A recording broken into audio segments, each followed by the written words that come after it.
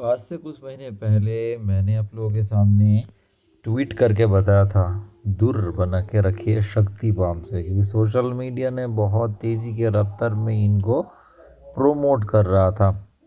देखो, कब मैंने आप लोगों को बताया था, जब इनका सेल्स नंबर और नहीं बढ़ रहा था। अच्छा, एक सेल्स नंबर में बहुत ज़्यादा जाम देखने को मिला था, स्पेशली सितंबर 2024 में। ठीक है, उसमें मार्जिन 23 के पास आया था और 6 करोड़ का प्रॉफिट 100 करोड़ तक आ गया था।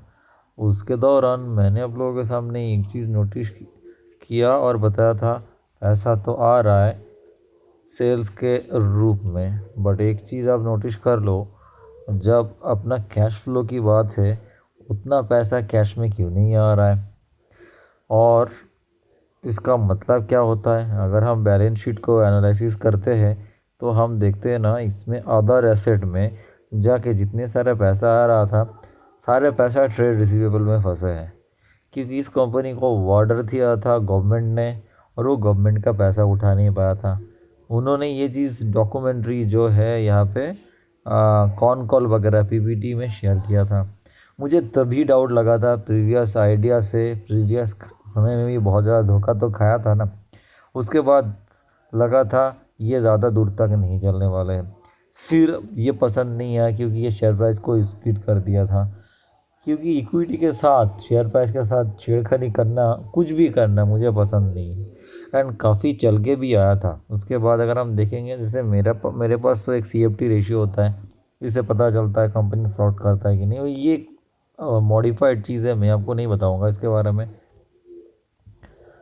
बाय द वे, एक चीज़ आप देख सकते हो, इन्होंने पिछले बुल रन में बहुत ज़्यादा लोगों का पैसा बना के दिया। एंड पिछले 1 साल में अगर आप देखोगे, इसका हाई था 1400 के पास, 1398, और रिसेंटली लो मार के आया था 500 रुपये, है ना। ये किधर कितने लो मारा था, 550।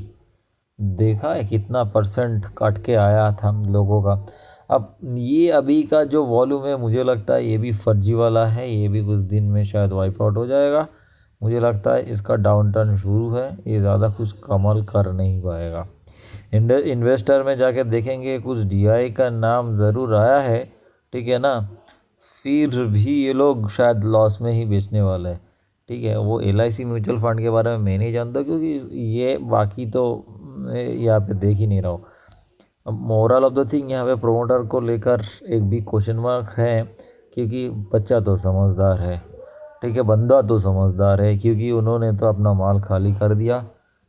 रिलेटिव दूसरे लोग जो भी है, अपना प्लेजिंग भी जो भी है, बहुत सारे तरीके से उन्होंने अपना अभी कर रहा है कांड, ठीक है ना। तो आप बहुत तरीके से इसको मॉडिफाई किया जा सकता है।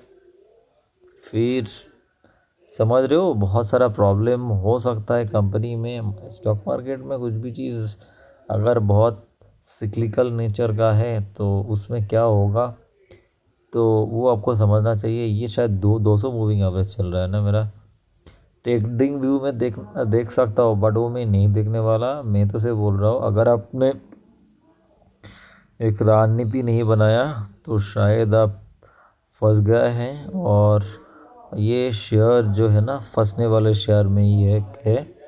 इस तरीके से रेलवे का शेयर था, कुछ डिफेंस का शेयर भी था, और ऐसे ये पाम का शेयर को भी स्पेशली इसको बहुत ज़्यादा पाम किया गया था। और अभी वो सब गुटूस को देखेंगे तो ये लोग बोलेगा, हम लोग तो 1 साल पहले ही निकल गए थे, तुम फंस गए तो हम क्या करें। ठीक है, तो अभी 1 साल में ये -22% डाउन है। 3 साल में ये काफ़ी ज़्यादा रिटर्न दे दिया। ऐसे तो होगा ही, ठीक है, ये ऐसे तो होगा ही, क्योंकि अभी अगर आप देखेंगे, इसका तो सेल्स नंबर नॉर्मली आने वाला है, ऐसे इस रफ्तार में जा सकता है। बट सेल्स नंबर कुछ भी है, मार्जिन हो 24, जब 23-25 ऐसे पिक मार्जिन आता है ना, तब आपको क्या करना पड़ेगा, आपको पिछले बुल रन में जो हाईएस्ट मार्जिन है ना, उनके साथ कंपेयर करना चाहिए। कंपनी का बॉटम देखना है तो कितने नेगेटिव में जा सकता है, ऐसे देखना चाहिए। और कंपनी का जब पिक टाइम आ रहा है तो सारे गुड न्यूज़ के बाद कैसे करेगा प्रमोटर एंड शेयर प्राइस, वो भी आपको समझना चाहिए। ये काफ़ी सीक्लिकल नेचर है, मुझे लगता है 723 ये इससे भी आधा बहुत पॉसिबल चांसेस है। बाकी आप अपना डिसीजन लीजिएगा।